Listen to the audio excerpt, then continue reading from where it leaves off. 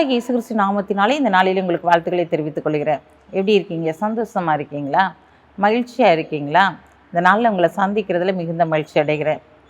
இந்த நாளிலும் ஒவ்வொரு நாளும் நாங்கள் உங்களுக்காக ஜெபிக்கிறோம். நீங்களே எங்களுக்காக ஜெபித்து கொள்ளுங்கள். இந்த நாளிலும் கூட நம்முடைய வாழ்க்கையில் அநேக காரியங்களில் மற்றவர்கள் நம்மை அள வைக்கிறவர்களாய் காணப்படுறாங்க, நம்மளை வேதனைப்படுத்துகிறவர்களாய் காணப்படுறாங்க. நம்ம ஒவ்வொரு நிமிடம் கூட அழுது கொண்டே இருக்கிறோம். ஏன் ஆண்டவரே எனக்கு மட்டும் இந்த பிரச்சனை?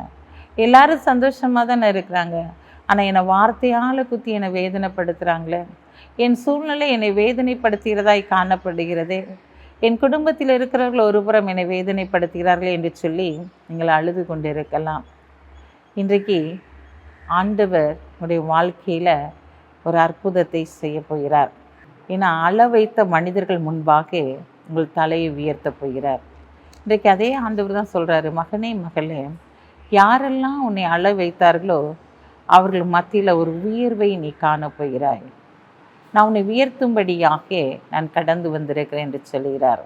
வாசிக்கிறேன் கேளுங்க. செப்பனியா 3ஆம் அதிகாரம் 19ஆம் வசனம்.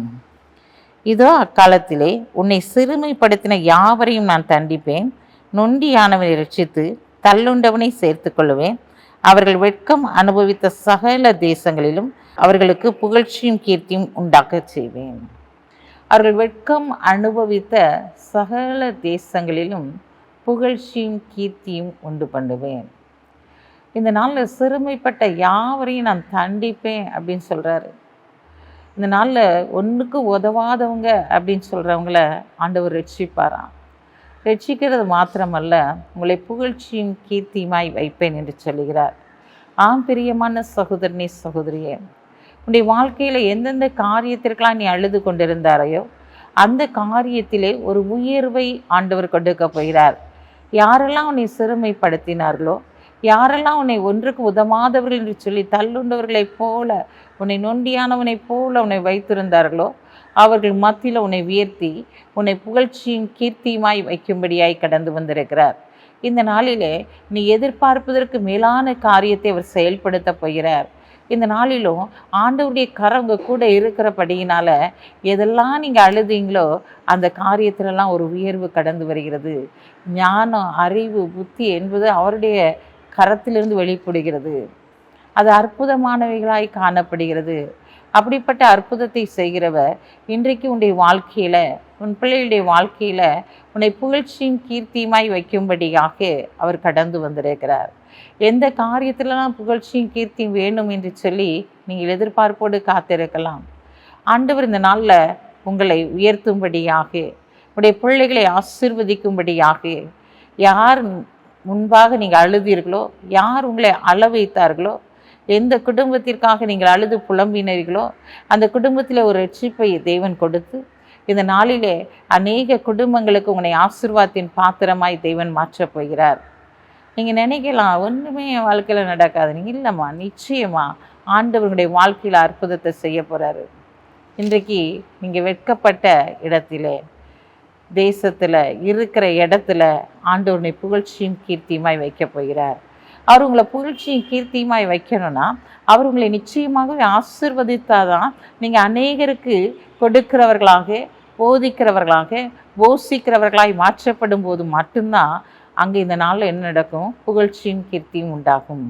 உங்களுடைய வாழ்க்கையில் தேவனுடைய கரம் உங்கள் கூட இருக்கும்போது நீங்கள் யாருக்கெல்லாம் ஜெபிக்கிறீர்களோ அவருடைய வாழ்க்கையில் ஒரு மாற்றம் உண்டாகும்.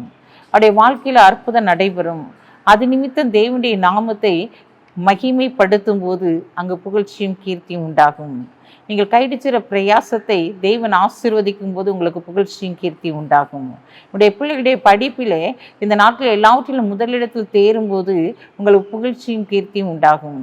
உங்களுடைய சரீரத்தில் பலன் கொடுத்து உங்களை உயர்த்தும் போது புகழ்ச்சியும் கீர்த்தியும் உண்டாகும்.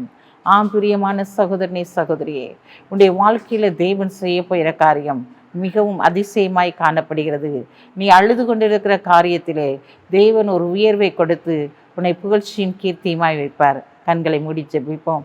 அன்புள்ள ஆண்டவரே, இந்த நாளுக்காக உமக்கு நன்றி செலுத்துறையா. இந்த நாளிலும் உங்களுடைய பிள்ளைகளுடைய வாழ்க்கையில் ஆண்டவரே புகழ்ச்சியும் கீர்த்தியுமாய் வைங்கி இயேசப்பா.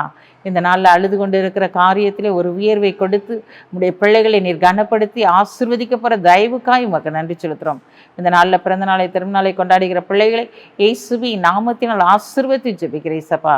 இந்த நாளிலும் தகப்பனே அப்பா, நீ போகும் இடமெல்லாம் நான் உன்னோடு கூட வருவேன்னு சொன்ன வார்த்தையின்படி அப்பா, இந்த நாளில் இவங்களுக்கு செல்லுகிற இடங்களை நீர் சென்று ஆண்டவரே நீர் ஆசீர்வதித்து கனப்படுத்துங்க.